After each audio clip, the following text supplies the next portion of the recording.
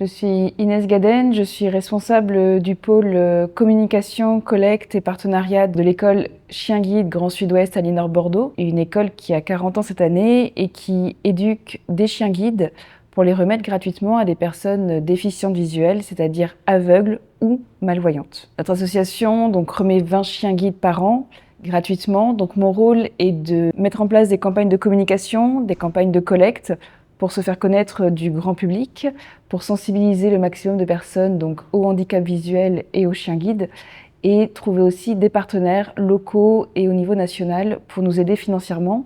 Un chien guide coûte 25 000 € à l'école, on en remet 20 par an, et nous n'avons quasiment pas d'aide de l'État. Les aides étatiques représentent 1% de notre budget.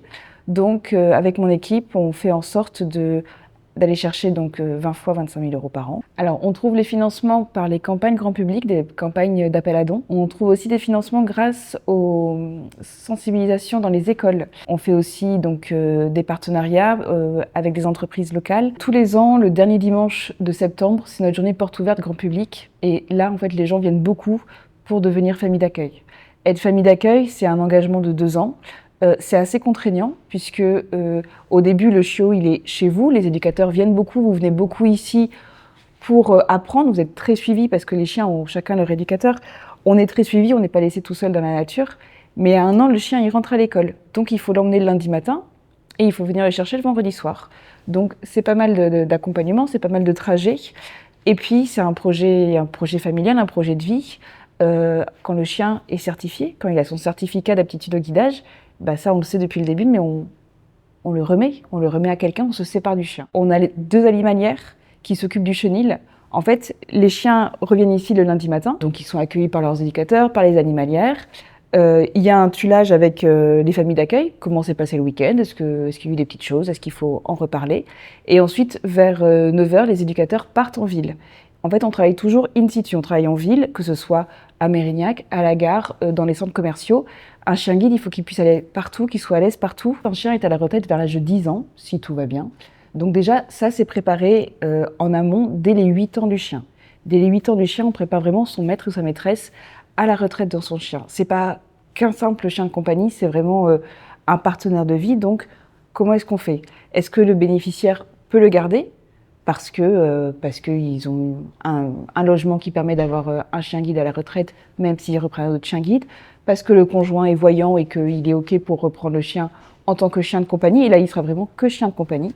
Donc soit le bénéficiaire le garde, la famille d'accueil peut aussi dire écoutez, moi si vous ne pouvez pas le garder, nous on sera ravis dans 8 ans de revoir notre chien. Vous êtes malvoyant, vous êtes aveugle, vous appelez l'école en expliquant votre projet de vie, en expliquant que vous souhaiteriez avoir un chien guide. Donc ce qui se passe, c'est que vous rencontrez notre directrice technique qui vous explique le chien guide, qui vous aussi vous dévoilez un peu, vous dites quelle est votre vie, quels sont vos besoins. Et puis après cette discussion, vous remplissez un dossier. Voilà, nous si le dossier est validé par les équipes, donc encore une fois, quelqu'un qui ne sort pas de chez soi, qui a pas besoin de trajet, de faire de trajet, n'aura pas de chien guide, n'aura pas besoin en tout cas de chien guide. Une fois que le dossier est validé, vous revenez ici pour un prestage.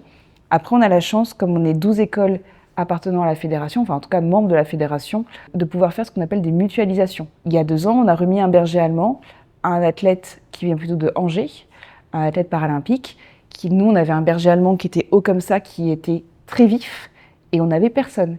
Eux, à Angers, ils avaient un athlète qui marchait très vite, qui avait besoin d'un chien costaud, et ils n'avaient pas de chien.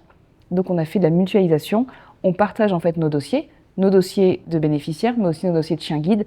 Le but de toutes les écoles, c'est que toute personne qui a besoin d'un chien guide puisse avoir un chien guide. Alors si vous voulez aider l'école des chiens guides, vous pouvez déjà suivre nos réseaux sociaux, donc LinkedIn, Facebook et Instagram, mais aussi surtout venez le dimanche 28 septembre. C'est notre journée porte ouverte, c'est une journée grand public ouverte à toutes, gratuite. Vous pourrez voir comment nos éducateurs travaillent, vous pourrez visiter aussi l'école, mais aussi faire des ateliers en situation de non-voyance ou de malvoyance, marcher avec des chiens guides, voir le chenil et poser toutes vos questions sur les chiens et les chiens guides en particulier.